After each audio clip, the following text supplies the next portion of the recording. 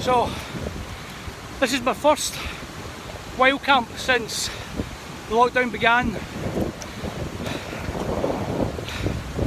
It's about 7 o'clock at night. Left it a little bit late.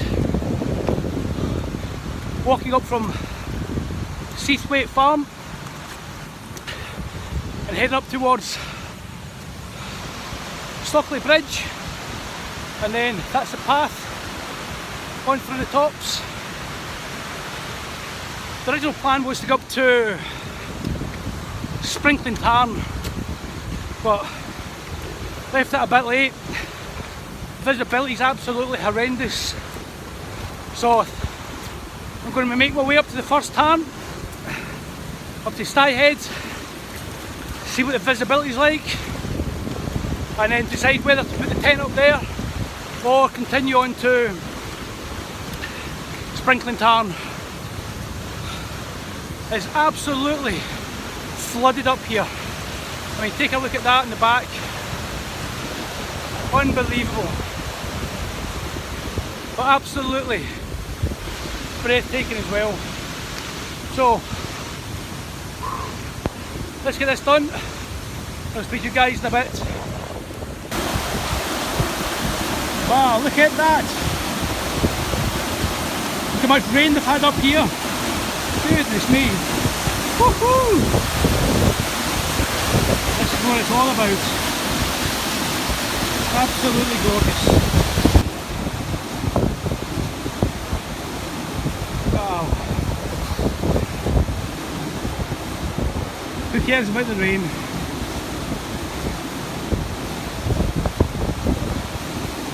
Alright, a little black sheep.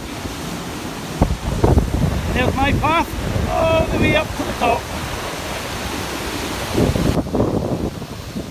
So, thought to show you a little bit of the route. So, go back down there, all the way around there. That's where we came from. Follow the river, all the way up to Stockley Bridge. Follow the path up, and then we're going to continue on up these steps all the way through that gate and up to the top. So, looks a bit steep, but not really as hard as it looks, to be honest. One step at a time. So it's about nice and easy. Whew.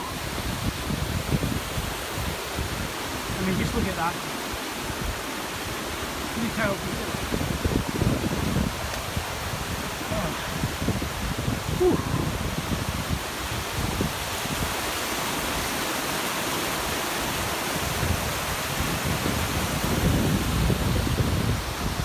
Onwards and upwards.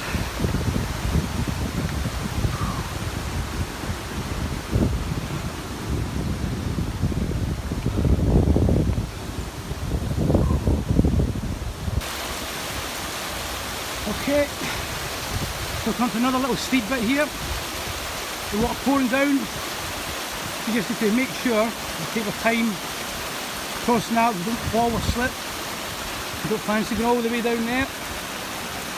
This is part of the route to Styhead Tarn. And hopefully Pete Junior will be doing this next Friday. So take a good look, Pete. Take it all in. This is what I look forward to now. Breathtaking. Well, I think I must be getting near the top. Just take a look at this. Running behind me. Woo. Don't remember that last time we were up here from Peter Amos. I think the Styhead Tarn must just be up beyond there. So, need to crack on now. The rain's coming down. Wind's starting to get up. Oh, breathtaking. Woo! Look at that. See you in a bit, guys. There it is. Finally, first glimpse of Styhead Tarn. Bloody hell. I'm going to try and have to walk around the other side. With the wind blowing down this way, there's no point getting set up here. So I'm going to have to continue following this path round and find a pitch somewhere and get set up quite quick before I lose all light. So hopefully in the next 30 minutes I'll have got a pitch, get the Hilleberg Soulo set up, which is exactly what that tent is designed for in conditions like this. Let's keep going, nearly there. Right, 9:30 at night. I've got the Hilleberg Soulo, got all the guy lines out. I've put boulders on top of the guy line pegs. It's blowing an absolute bloody gale here. Not the visibility I wanted, but I need to get in that tent, get my gear off, soaking wet, dried out, and a well-deserved wine and a craft beer. Bring it on.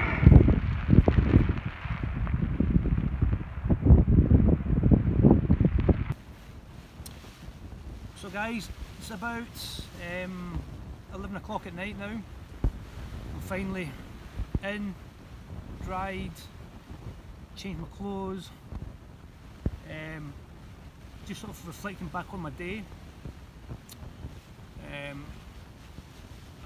Today the weather forecast, you know, pouring of rain, not what was forecasted, you know, light rain, didn't turn out that way. Very windy, heavy rain, really poor visibility. This trip I've learned that my waterproof jacket just wasn't up to the job. My over trousers, not really up to the job. So back to the drawing board. This week I'll go back, definitely going to buy top of the range, 3-layer Gore-Tex, you know, breathable, waterproof. You know, this is, you know, the difference between, you know, being totally dry, you know, enjoying your walk, enjoying your wild camp. But, you know, I'm still learning from my third wild camp.